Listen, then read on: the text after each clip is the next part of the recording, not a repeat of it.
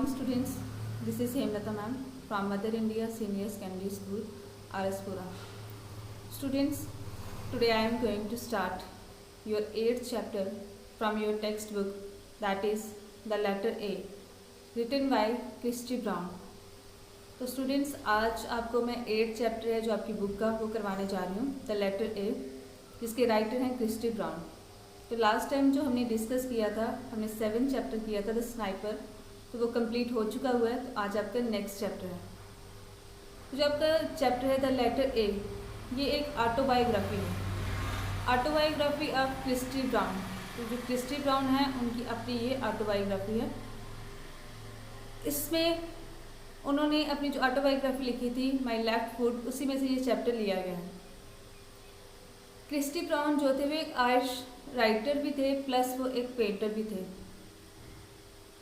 But वो उन physically fit नहीं थे, ना ही वो मेंटली फिट थे।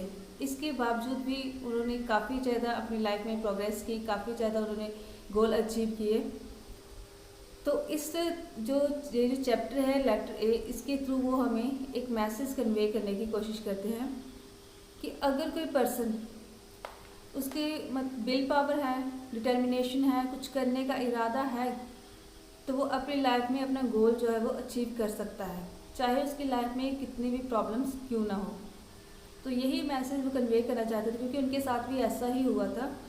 वो ना तो फिजिकली फिट थे, ना ही वो मेंटली फिट थे, बट उनके अपने एफर्ट्स के कारण, उनकी मदर के लव के कारण उन्होंने अपनी लाइफ में काफ़ी ज़्यादा प्रोग्रेस की थी। तो नेक्स्ट हम इसको रीड करते हैं। ये क्रिस्टी ब्राउन, उनकी जो इमेज जो ली गई है, ये उनकी फिल्म जो थी उसमें से ली गई है। He was born in Crumlin, Dublin in 1932। तो क्रिस्टी ब्राउन के बारे में हम थोड़ा सा पढ़ लेते हैं इसमें कि क्रिस्टी ब्राउन जो थे उनका जो बर्थ हुआ था वो कहाँ हुआ था। He was born in Crumlin, Dublin in 1932। उनका जो बर्थ हुआ था वो क्रमलिन, डबलिन में हुआ था। डबलिन आपको मैंने लास्ट टाइम बताया था कि कैपिटल ऑफ आयरलैंड। तो उनका बर्थ हुआ था 5 जून 1932 को।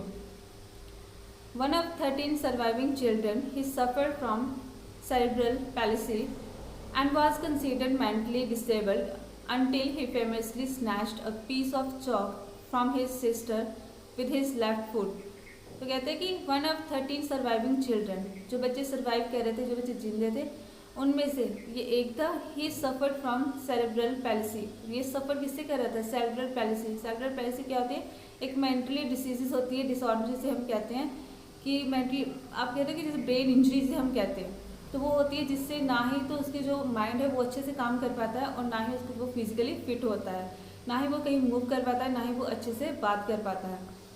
तो इस तरह से वो इस चीज़ से सफ़र कर रहा था। And was considered mentally disable, और उसको मेंटली डिसेबल कंसिडर किया जाता था। Until he famously snatched a piece of chalk, जब तक वो उसने अपने जो चॉक का पीस था from his sisters with his left foot, कि अपनी सिस्टर के हाथ से जब तक उसने अपने लेफ्ट फुट के साथ चॉक का पीस स्नैच नहीं किया था, तब तक उसको मेंटली डिसेबल्ड कहा जाता था। His autobiography my left foot was later expanded into the novel Down All the days.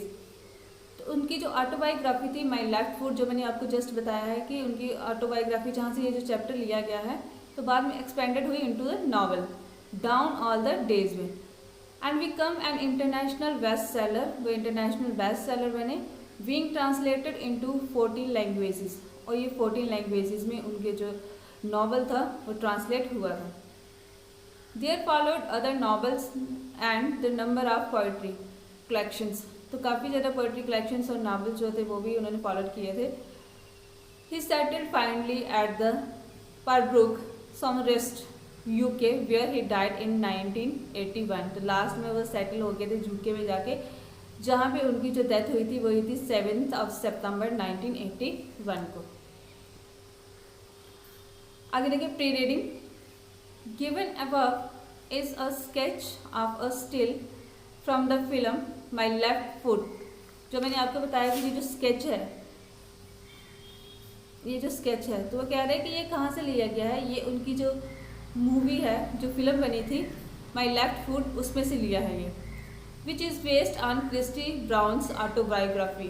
तो ये किसके ऊपर बेस्ड है? क्रिस्टी ब्राउन की ऑटोबायोग्राफी जो थी उसके ऊपर बेस्ड है।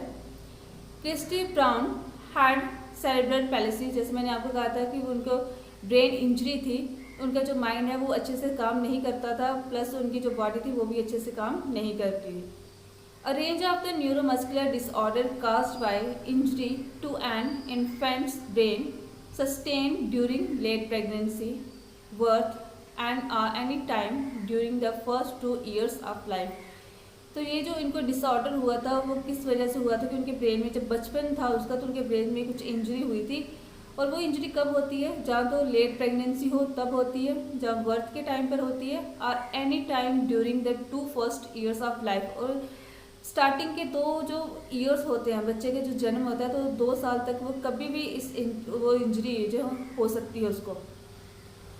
People with cerebral policy have a wide range of difficulty. अगर बच्चे जो हैं, जो लोग जो है उनको सेरेब्रल पैलिसी होगी तो काफ़ी ज़्यादा डिफ़िकल्टीज उनको होती हैं। फ्रॉम अ क्लमसी वॉक, तो उनकी क्लमसी वॉक होती है, मतलब वो अच्छे से चल नहीं पाते। To an inability to speak or swallow, तो वो ना ही अच्छे से बोल सकते हैं ना ही वो अच्छे से कुछ खा सकते हैं। Caused by faulty message sent from the brain to the muscle. और रीज़न क्या है, किस वजह से होती है? क्यों वो अच्छे से नहीं बोल पाते, क्यों वो अच्छे से नहीं चल पाते? क्योंकि उनके जो ब्रेन से मैसेज जो आता है मसल को तो वो फॉल्टी आता है। क्या होता है कि जब भी हम कोई एक्शन करते हैं, कुछ हम देखते हैं, कुछ भी हम करते हैं, बोलते हैं, तो वो हमारे ब्रेन से एक डायरेक्ट मैसेज आता है, तो वही काम हम आगे करते हैं। बट यहाँ पे अगर हमारा जो ब्रेन ही अच्छे से काम नहीं करेगा तो वो कैसे हमें मैसेज देगा? वो हमें फॉल्ट मैसेज देगा। जैसा वो मैसेज देगा वैसा ही क्या होगा, हम आगे एक्शन करेंगे। इसी तरह से उसकी जो लाइफ थी वो भी इस तरह से करता था कि मतलब सही मैसेज नहीं आता, वो मेंटली फिट नहीं था, तो इस वजह से वो अच्छे से चल नहीं पाता था, अच्छे से वो खा नहीं सकता था।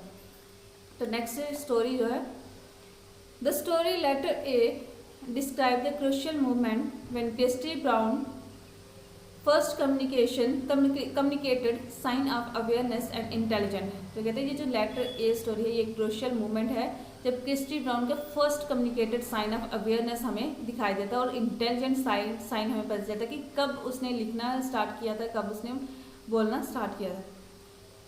आगे वो कहते हैं I was born in Rotunda hospital. वो कहता है कि मेरा जो जन्म हुआ था वो कहाँ हुआ था? रोटिंडा हॉस्पिटल में हुआ था ऑन जून 5, 1932। तो उसका बर्थ कब होता है? जून 5 ऑफ जून 1932 को उसका बर्थ हुआ था रोटिंडा हॉस्पिटल में। There were 9 children before me. वो कहता है कि मेरे से पहले मेरी फैमिली में 9 चिल्ड्रन थे। So I myself belong to the middle group. तो कहता है मैं कहाँ पे बिलोंग करता था? मैं मिडिल ग्रुप में बिलोंग करता था, मेरे से पहले भी थे और मेरे से बाद में। वो कहते हैं कि out of this total of 22, 17 live. कहता है टोटल कितने थे? 22 थे, उसमें से जो 17 थे वो लाइव थे, बट 4 डाइड इन इन्फेंसी। लेकिन उसमें से जो 4 थे वो बचपन में ही मर गए। Living 13 still to hold the family fort. और जो 13 थे वो उनकी फैमिली में थे। अब कहते हैं कि mine was a difficult birth, कि मेरा जो बर्थ हुआ था वो काफ़ी ज़्यादा डिफ़िकल्ट हुआ था। आई एम टोल्ड, मुझे ये चीज़ बताई गई है, क्योंकि अब तो वो बड़ा हो चुका है, जब वो लिख रहा है तो वो मतलब बड़ा हो चुका है तभी वो लिख रहा है। तो अपने बारे में जैसे उसको बताया गया था, वो कहता है कि मुझे जो बताया गया था कि मेरा जो बर्थ हुआ था वो काफ़ी ज़्यादा डिफ़िकल्ट हुआ था, बहुत मुश्किल हुआ था। Both mother and son almost died. वो कहता है कि जो मदर थे और सन, हम दोनों मतलब डाइड होने वाले थे। A whole army of relations queued up outside the hospital until the small hours of the morning, waiting for the news and praying furiously that it would be good। तो वो कहते हैं कि होल जितने भी हमारे रिलेशंस में जितने भी हमारे रिलेटिव्स थे वो बाहर लाइन में खड़े हो गए हॉस्पिटल में, और ये देखने के लिए कि मतलब इसकी हालत कैसी है और ये ठीक हो जाए। वो प्रेयर कर रहे थे बाहर कि दोनों, मैं और मेरी मदर के लिए, कि हम दोनों ठीक हो जाए। और क्या न्यूज़ आती है, वो बाहर खड़े थे। After my birth mother was sent to recuperate for some week and I was kept in the hospital while she was away. तो कहता है कि जब मेरा बर्थ हुआ, आफ्टर माई बर्थ, मेरे बर्थ के बाद जो मेरी मदर थी, रिकवरेट होता है उनको दोबारा रिकवरी के लिए। तो कहता है उनको रिकवरी के लिए कुछ वीक्स के लिए उनको भेज दिया गया था। आई was kept in the hospital. तो कहते हैं कि मुझे हॉस्पिटल में ही रखा गया था, उनसे दूर। I remain there for some time without name, for I was not baptized until my mother was well enough to bring me to church. तो कहता है कि मुझे यहाँ पे अलग ही रखा गया था हॉस्पिटल में, और काफ़ी देर मैं यहाँ पे रहा। कोई मेरा नाम नहीं, विदाउट नेम, कि जैसे जो बच्चा बचपन में पैदा होता है तो उसका नाम रखा जाता है। कहता है विदाउट नेम यहाँ पे मुझे रखा गया था। और I was baptized until my mothers was well enough to bring me to church. वो कहता है कि मुझे बैप्टाइज भी नहीं किया। बैप्टाइज होता है जैसे चर्च में जाकर किसी बच्चे का नामकरण वगैरह करना होता है। तो कहता है कि मुझे तो बैप्टाइज भी नहीं किया गया था जब तक मेरी जो मदर थी वो वेल नहीं हो गए थे। It was mother who first saw that there was something wrong with me। तो कहते हैं कि ये मेरी मदर ही थी जिन्होंने ये चीज़ देखी थी कि मेरे साथ कुछ गलत हो रहा है। I was about 4 months old at the time. She noticed that my head had a habit of falling backward whenever she tried to feed me। तो कहता है कि मेरी जो मदर थी उन्होंने नोटिस किया था कि मेरे साथ कुछ गलत है, मैं मतलब ठीक नहीं हूँ। तो कहता है कि ये कब की बात है। I was about 4 months। वो कहता है कि मैं 4 months का था उस टाइम।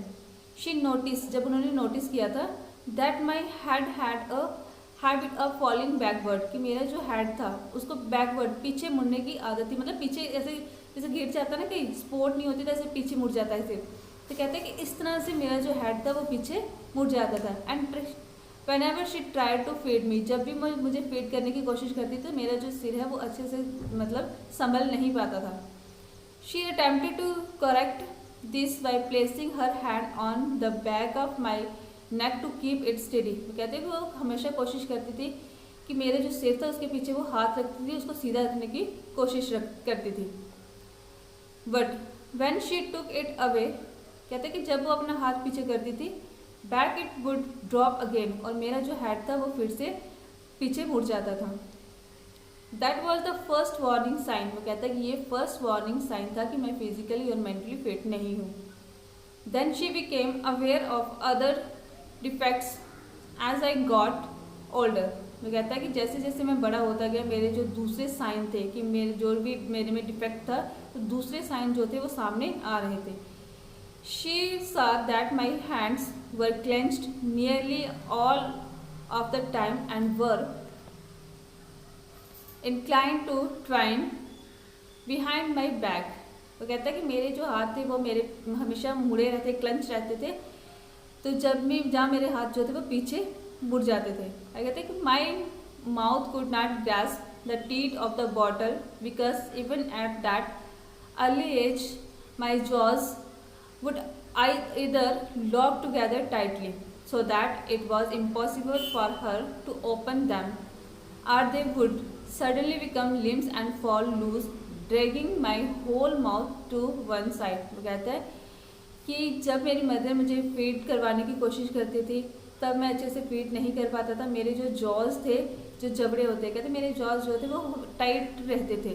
तो कई बार मेरी जो मदर है उसको ओपन करने की कोशिश करती थी लेकिन वो उससे ओपन नहीं होते थे। अब वो कहते हैं कि मेरा जो माउथ है वो एक साइड पे मुड़ जाता था, ड्रैग हो जाता था। At 6 months I could not sit up without having a mountain of pillows around me. वो कहते हैं कि मैं अब 6 month का हो गया था बट मैं अच्छे से बैठ नहीं सकता था। मुझे बैठने के लिए एक सपोर्ट चाहिए होती थी कि मेरे आसपास पिल्लो का एक माउंटेन बनाया जाता था। कहते उसके आसपास एक पिल्लो जो थे वो रखे जाते थे सपोर्ट के लिए ताकि वो अच्छे से बैठ सके। At 12 months it was the same. तो कहता है 12 months का मैं हो गया था बट मेरे साथ यही था कि मैं बैठ भी नहीं सकता था विदाउट पिल्लोज।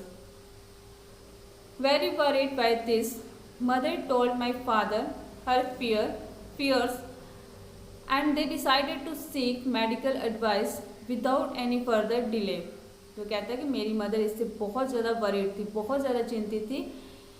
मेरी मदर ने मेरे फादर को इसके बारे में बताया। And they decided to seek medical advice. और उन्होंने डिसाइड किया कि अब हम क्या करेंगे, मेडिकल एडवाइस जो है वो लेंगे विदाउट एनी फर्दर डिले, और बिल्कुल डिले किए बिना, कोई देरी नहीं करेंगे, फिर हम डायरेक्ट डॉक्टर के पास जाएंगे और उनसे पूछेंगे। आई was a little over a year old when they began to take me to hospitals and clinics, convinced that there was something definitely wrong with me, something which they could not understand or name, but which was very real and disturbing। वो कहते हैं कि अब जो मेरे 1 साल का मैं हो चुका हुआ था, तो मेरा जो हॉस्पिटल जाना था वो स्टार्ट हो गया था, क्योंकि उसके वो ना तो फिजिकली फिट था, ना ही वो मेंटली फिट था। तो अब उसके जो पेरेंट्स थे उसको डॉक्टर के पास लेके जाते थे, हॉस्पिटल्स लेके जाते थे, क्लिनिक्स लेके जाते थे। कहता कि मेरी जो जर्नी थी वहाँ से कि हॉस्पिटल जाना वो स्टार्ट हो गया हुआ था। कहते convinced that there were something definitely wrong with me. वो कहते हैं कि वो कहते थे कि इसके साथ कुछ ना कुछ गलत है, ये जो बोल नहीं पाता, अच्छे से बैठ नहीं सकता, कुछ ना कुछ गलत इसके साथ है। Something which they could not understand our name. वो कहते हैं कि वो समझ नहीं पाते थे कि इस क्या हो गया है, कि इस चीज़ को क्या नेम देना है। But which was very real and disturbing, और ये चीज़ें उनको बहुत ज़्यादा डिस्टर्ब कर रही थी। Almost every doctor who saw and examine me labelled me a very interesting but also a hopeless case. वो कहता है कि जो भी डॉक्टर मुझे एग्जामिन करता था, मुझे देखता था, जहाँ पर मुझे लेके जाते, जिस भी डॉक्टर के पास मुझे लेके जाते, जब भी वो मुझे एग्जामिन करता, वो कहता था कि मेरा केस बहुत इंटरेस्टिंग है, बट ये होपलेस केस है, कि इसमें कुछ भी नहीं हम कर सकते, कि इसका कुछ नहीं हो सकता। Many told mother very gently that I was mentally defective and would remain सो। वो कहता है कि उनमें से बहुत सारे जो डॉक्टर्स थे, तो वो क्या कहते थे मेरी मदर को कि मैं मेंटली डिफेक्टेड हूँ और मैं ऐसा ही रहूँगा। मतलब मेरे लिए वो कहते थे कि ऐसा कि ये ऐसा ही रहेगा, ये ठीक नहीं होगा। That was a hard blow to a young mother who had already reared 5 healthy children. वो कहता है कि ये मेरी मदर के लिए बहुत ही मुश्किल था मारना, जो ऑलरेडी मतलब केयर कर रही थी, पाल रही थी बच्चों को, जो हेल्थी 5 चिल्ड्रंस को। कहते हैं the doctor were so very sure of themselves that a mother faith in me seemed almost an impertinence. They assured her that nothing could be done for me. वो कहता है कि जो डॉक्टर उसको कहते थे, डॉक्टर वर सो वेरी श्योर, और doctor बहुत श्योर थे themselves कि हाँ ये जो बच्चा है ये ठीक नहीं होगा। कहते हैं that mother's faith in me seems almost an impertinence। तो कहते हैं जो मेरी मदर का जो फेथ था मेरे में कि नहीं ये ठीक हो जाएगा, तो कहते हैं वो डॉक्टर की बातों पर विश्वास नहीं करते थे। They assured her that nothing could be done for me। वो कहते थे कि उसको ये था कि कुछ ना कुछ nothing could be done for me, कि मैं उनके लिए कुछ, मतलब ये जो डॉक्टर हैं कुछ नहीं करेंगे, ठीक हो जाएगा ये मेरा बेटा। और कहते कि she refuse to accept this truth, the inevitables truth, as it then seems that I was beyond cure, beyond saving, even beyond hope. She could not and would not believe that I was an imbecile, as the doctor told her। वो कहते कि doctor ने जैसे इसको कहा था, मेरी mother को कहा था कि ये ठीक नहीं होगा, तो तुम इसके ऊपर मतलब इतना ध्यान मत दो। तो कहते मेरी मदर ने रिफ्यूज़ कर दिया इस बात को मानने के लिए, जो डॉक्टर ने उनको कहा था कि ये ठीक नहीं होगा। कहते मेरी मदर इस बात से रिफ्यूज़ कर रही थी। द इनएविटेबल ट्रूथ, कि ये जो सच्चाई उसको डॉक्टर बता रहे थे, इससे वो मानने से इनकार कर रही थी। As it done seems that I was beyond cure, जैसे उनको डॉक्टर ने कहा था कि ये विदाउट क्योर है, ये ठीक नहीं होगा। जब बियॉन्ड होप है, ये बिल्कुल मतलब हो ही नहीं सकता, कोई होप नहीं है इसके ठीक होने की। तो कहते मेरी मदर इस चीज़ के ऊपर बिलीव नहीं करती थी।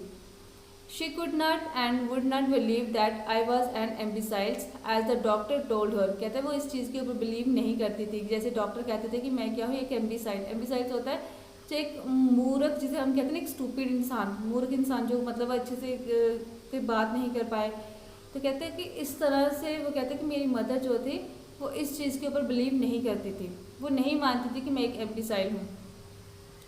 She had nothing in the world to go by, not a scrap of evidence to support her conviction that enough my body was crippled, my mind was not। वो कहता है कि अब उनको कोई होप नहीं थी, कोई उनकी सपोर्ट में नहीं था, कि जो मतलब मेरी सपोर्ट करे, कि इसको बोले कि नहीं ये ठीक हो जाएगा। कहते ऐसा कोई भी नहीं था। In spite of all the doctors and specialist told her she would not agree. वो कहते हैं कि जैसे सभी ने उसका साथ नहीं दे मतलब दिया, को सभी उसको कहते थे कि नहीं ये ठीक नहीं होगा।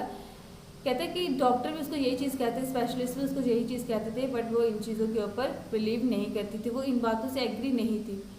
आई would not believe she knew why, she just knew without feeling the smallest shade of doubt. वो कहते हैं मैं नहीं जानता कि मेरी मदर जो थी वो क्यों डॉक्टर की बातों को एक्सेप्ट नहीं करती थी। कहते मुझे इस चीज़ का नहीं पता, मेरी मदर को बस यही बिलीव था कि कहीं ना उसको एक डाउट था, उसको एक होप थी कि मैं ठीक हो जाऊंगा। Finding that the doctors could not help in any way beyond telling her not to place her trust in me. तो कहते हैं कि जैसे doctor finding that the doctors could not help, कोई हेल्प नहीं कर पा रहे थे, जो डॉक्टर थे कुछ नहीं बता पा रहे थे। Any beyond telling her not to place her trust in me, और ना ही उसके जो ट्रस्ट था उनको, जो मेरी मदर का ट्रस्ट था मेरे ऊपर, तो ना ही वो कहीं जा रहा था। In other words to forget I was a human creatures rather to regard me as just something to be fed and washed and then put away again. Mother decided there and then to take matters into her own hands. वो कहता है कि मुझे क्या कहते थे doctor, मेरे लिए क्या कहते थे कि ये क्या है, सिर्फ एक ह्यूमन क्रिएचर है, तो इसके ऊपर इतना ज़्यादा ध्यान नहीं दो, इसको सिर्फ अच्छे से आप फैट करवाओ, अच्छे से खुद इसको वॉश करो, खुद इसका ध्यान रखो। कहते हैं जो जितने भी जो डॉक्टर्स थे जो मेरी मदर को यही एडवाइस देते थे, हर कोई मेरी मदर को यही एडवाइस देता था। कहते mother decided there and then to take matters into her own hands. तो कहते हैं जो मेरी मदर थी उन्होंने ये डिसाइड किया कि अब जो मेरा बेटा है इसकी देखभाल, इसका जो भी केस है ये मैं खुद लूँगी, जो भी है इसको मैं खुद देखूँगी, इसको मैं खुद संभालूँगी। I was her child and therefore part of the family. कहता है मैं उसका बेटा था और फैमिली का एक पार्ट था। No matter how dull and incapable I might grow up to be, she was determined to treat me on the same plane as the other and not as the queer one in the back room who was never spoken of when there were visitor present. कहते हैं कि जो मेरी mother थी अब उसने क्या कहा कि कहता है कि मैं उसका बेटा था, एक फैमिली का पार्ट था, कि नो मैटर कि मैं डल हूँ काफ़ी ज़्यादा या इनकैपेबल हूँ। कहता है मेरी मदर को ये था कि कोई बात नहीं, ये इनकैपेबल है, डल है, बट इसको मैं अब खुद देखूँगी, इसको मैं आगे इसको खुद बड़ा करूँगी। तो कहते हैं कि उसने ये सोचा कि मैं अब दूसरे बच्चों की तरह ही इसको पालूंगी, जैसे मैं दूसरे उसके बच्चे थे वैसे ही उसको भी वो पालना चाहती थी। कहती मैंने इसको इस तरह से नहीं करना कि जैसे मतलब एक अलग की केयर करते हैं, कोई डिफरेंट बच्चा होता है या मतलब एक अलग बच्चे को केयर करनी, कहते इस तरह से वो केयर नहीं करना चाहती थी। वो चाहती थी कि मैं इसकी दूसरे बच्चों की तरह ही केयर करूं। ऐसा ना हो कि जैसे एक रूम में अलग से इसको बिठा दे, कोई विजिटर आए तो वो इससे बात भी ना कर पाए, या अलग इसको बिठा दिया जाए। कहते मैं इसके साथ ऐसा नहीं करूँगी। कहते मेरी मदर का ये फेथ था मेरे लिए, तो वो मेरी केयर करना चाहती थी। That was a momentous decision as far as my future life was concerned। कहता है ये बहुत ही important decision था, momentous important, कि ये बहुत ही ज़्यादा important decision था as far as my future life, जो मेरी future life से concerned था। It meant that I would always have my I have my mother on my side to help me fight all the battles that were to come and to inspire me with a new strength when I was almost beaten। तो कहते हैं कि ये जो मेरी mother थी, I mean dad, I would always have my mother on my side, कि मेरी मदर जो थी वो हमेशा मेरी साइड थी, मेरी हेल्प करती थी, जितनी भी जो मतलब लाइफ में डिफ़िकल्टीज आती थी उनको कम करने की कोशिश करती थी, और वो मेरी स्ट्रेंथ थी, मुझे इंस्पायर करने की कोशिश करती थी। I was almost beaten but it was not easy for her because now the relatives and the friends had decided otherwise। तो कहता है कि जो उसके लिए इतना इजी नहीं था मुझे संभालना या मतलब लोगों की बातें सुननी, क्योंकि जब हमारे रिलेटिव्स थे वो क्या करते थे, जब फ्रेंड्स थे तो वो क्या करते थे, वो हमेशा मेरी मदर को क्या करते थे कि ये ठीक नहीं होगा, तुम ऐसे ही इसके ऊपर टाइम वेस्ट कर रही हो। दे contended that I should be taken kindly, sympathetically but not seriously. कहते हैं मेरी मदर के जो रिलेटिव्स थे, फ्रेंड्स जो थे, तो वो उसको कहते थे कि इसको सीरियस नहीं लो, हाँ इसकी केयर करो तुम, बट इतनी सीरियसली नहीं करो क्योंकि इसने ठीक नहीं होना। That would be a mistake. कहते हैं मेरी मदर को सभी कहते थे ये तुम्हारी एक मिस्टेक होगी, जो तुम इसके ऊपर इतना टाइम वेस्ट कर रही हो, तो ये क्या होगी, एक मिस्टेक होगी। For your own sake they told her, don't look to this boy as you would to the others, it would only break your heart in the end. कहते हैं मेरी मदर को सभी यही कहते थे, कहते कि तुम इतना जो इसके लिए कर रहे हो और ये क्या होगा, लास्ट में तुम्हारा जो हार्ट वो ब्रेक ही होगा, तुम्हें दुख ही होगा, क्योंकि ये दूसरों की तरह नहीं है, जैसे दूसरे आपके बच्चे वैसे नहीं है, तो इसको दूसरों की तरह ट्रीट मत करो, इसको एक डिफरेंट वे से ट्रीट करो, इसको एक स्पेशल होता है ना, स्पेशल बच्चे जो होते हैं, कहते हैं इसकी उसकी तरह इसके साथ ट्रीट करो, तुम ये नहीं सोचो कि इसके दूसरे बच्चों की बराबरी करो, कहते हैं कि इससे तुम्हें क्या होगा, लास्ट टाइम तुम्हें ही दुख होगा। कहते मेरे रिलेटिव्स जितने भी जो थे वो यही चीज़ मेरी मदर को कहते थे।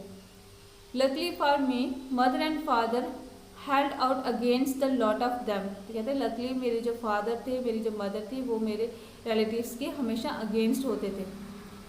But mother was not content just to say that I was not an idiot, she set out to prove it, not because of any rigid sense of duty but out of love, that is why she was so successful. तो कहते कि मेरी जो mother का faith था मेरे लिए, सभी कहते थे कि मैं क्या हूँ, एक इडियट हूँ, मतलब एक एम्बिसाइड हूँ, ये एक मूर्ख इंसान होता है जो ना ही अच्छे से बोल सकता है ना ही चल पाएगा।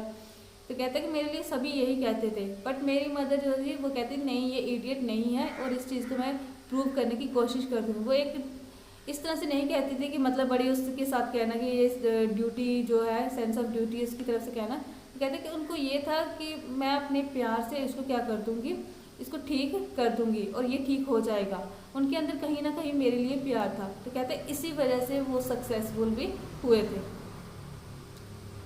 At this time she had 5 other children to look after beside the difficult one, though as yet it was not by any means a full house.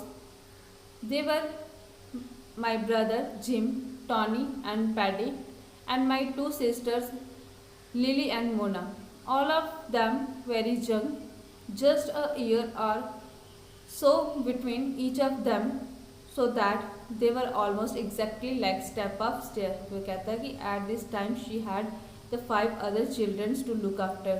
कहते हैं कि इस टाइम मेरी मदर के दूसरे भी बच्चे थे, मतलब मेरे और भी भाई बहन थे, मेरे और भी सिबलिंग थे, कि जिसको मेरी मदर ने लुक आफ्टर मतलब देखना था, जिसकी केयर करनी थी, जिनको संभालना था। तो कहता है कि ये उनके लिए बहुत ज़्यादा डिफ़िकल्ट था कि मुझे भी संभालना उनके साथ, तो बहुत ज़्यादा ये डिफ़िकल्ट था। कहता है कि देयर वर माई ब्रदर्स। कहता है मेरे जो ब्रदर थे वो कौन कौन से थे, जिम, टॉनी एंड पैडी, तो ये उसके ब्रदर्स थे। एंड माई 2 सिस्टर्स जिनकी उसकी मदर केयर कर रही थी, लिली एंड मोना। कहता है all of them very young, वो काफ़ी ज़्यादा यंग थे, just a year or so between each of them. कहते हैं कि इसी के बीच में थे, ईयर्स के बीच में, जब मतलब यही उनके छोटे थे वो काफ़ी ज़्यादा। तो कहते हैं उनकी भी केयर मेरी मदर ने करनी थी, so that they were almost exactly like step of stair. कहते हैं कि इसलिए वो क्या कर रहे थे, वो फिर भी आगे बढ़ रहे थे, उनकी जो ग्रोथ थी वो ठीक थी, वो आगे बढ़ रहे थे, और मेरी मदर के लिए मुझे संभालना बहुत ज़्यादा डिफ़िकल्ट था। कहते हैं 4 years rolled bye and I was now 5। कहते हैं 4 years जो थे वो बीत चुके थे, अब 5th year जो था उसको लग गया हुआ था, मतलब अब वो 5 साल का हो रहा था। I am still as helpless as a newly born baby. तो कहता है अभी भी वो कैसे था, हेल्पलेस था, जैसे कोई एक छोटा बच्चा होता है जिसका अभी जन्म हुआ है, वैसे वो हेल्पलेस था। While my father was out at bricklayings earning our bread and butter for us, mother was slowly, patiently pulling down the wall, brick by brick, that seems to trust itself between me and the other children, slowly, patiently penetrating beyond the thick curtains that hung over my mind, separating it from theirs। वो कहती है कि अब जो मेरे father थे, अब यहाँ पे उन्होंने फ्रेज़ का भी यूज़ किया हुआ है, तो कहते हैं कि मेरे जो फादर थे अब वो हमारे लिए अर्निंग कर रहे थे, वो हमारे लिए जैसे ब्रेड एंड बटर कहा गया है, कहते हैं कि हमारे लिए अर्निंग कर रहे थे, वो काम कर रहे थे, तो मेरी मदर थी वो भी आहिस्ता आहिस्ता घर को चला रही थी और वो मुझे भी ठीक करने की कोशिश करती थी, स्टेप बाय स्टेप मतलब आगे बढ़ने की कोशिश कर रही थी। अब कहते हैं कि it was heart breaking work for often all she got from me in return was a vague smiles and perhaps अ फेंट गर्गल। कहते हैं मेरी मदर जितना भी मेरे ऊपर एफर्ट करती थी तो वो सारा क्या जाता था, वो सारा बेकार जाता था। कहता कि उसका जो हार्ट ब्रेक होता था उसको बहुत ज़्यादा दुख होता था, क्योंकि जब इतनी वो उसकी कोशिश करने के बावजूद मेरे लिए वो इतनी कोशिश करती थी, मुझे इतना मतलब इंस्पायर करती थी, मुझे इतना मेरे बारे में इतना सोचती थी, मुझे मतलब मेरी इतनी केयर करती थी, बट उसके अगेंस्ट मैं उसको कुछ भी कोई रिस्पॉन्स नहीं देता था। सिर्फ मैं क्या कर देता था, एक फेंट सी स्माइल कर देता था और कुछ गाल मतलब कुछ आवाज़ से कर देता था। I could not speak even mumble, nor could I sit up without sports on my own, let alone take step। तो कहता है ना ही मैं अच्छे से बोल सकता था, ना ही मैं अच्छे से बैठ सकता था, ना ही मैं कुछ कर सकता था। But I was not inert और मोशनलेस। वो कहता है कि मैं क्या था, एक मोशनलेस जो होता है ना जिसके बीच में कोई मोशन नहीं होती, कहते हैं मैं इस तरह से था। I seemed indeed to be conversed with movement, wild, stiff, snake-like movement that never left me except in sleep। कहते हैं कि मेरे क्या होती थी, मतलब ऐसे मैंने थोड़ा सा टेढ़ा होना, थोड़ा सा आगे पीछे होना, कहते हैं यही मेरी मूवमेंट थी और बस मैंने सोना होता था, तो ये थी, बाकी मेरी कोई मूवमेंट नहीं होती थी, कोई मैंने उठ के बैठना नहीं, कोई मैंने चलना नहीं, मैं इस तरह से नहीं कर पाता था, मैं स्टिल वैसे ही था जैसे मैं बचपन में था। कहते हैं my fingers twist continuously, my arms went backward and would often shoot out suddenly this way and that. My head rolled and sagged sideways. I was quick little fellow। कहते हैं कि मेरी वैसे ही हालत थी जैसे मेरी बचपन थी, जैसे मेरी बाजू जो थी वो मुड़ी हुई थी, वैसे मेरा जो फेस था वो साइड पे था। कहता है मैं वैसा ही था जैसे मैं बचपन में था। तो कहते हैं मेरी मदर की केयर करने के बावजूद भी मेरी जो हालत थी उसमें बिल्कुल भी ज़्यादा मतलब सुधार नहीं हो रहा था, मैं वैसे का वैसा ही था। और मेरी मदर इतनी मेरे लिए मेहनत कर रही थी लेकिन उनकी मेहनत का उन्हें कोई भी रिस्पांस नहीं मिल रहा था। तो आज हम यहाँ तक करेंगे, नेक्स्ट जो है वो नेक्स्ट डे हम इसको कंटिन्यू करेंगे। So thank you, have a nice day.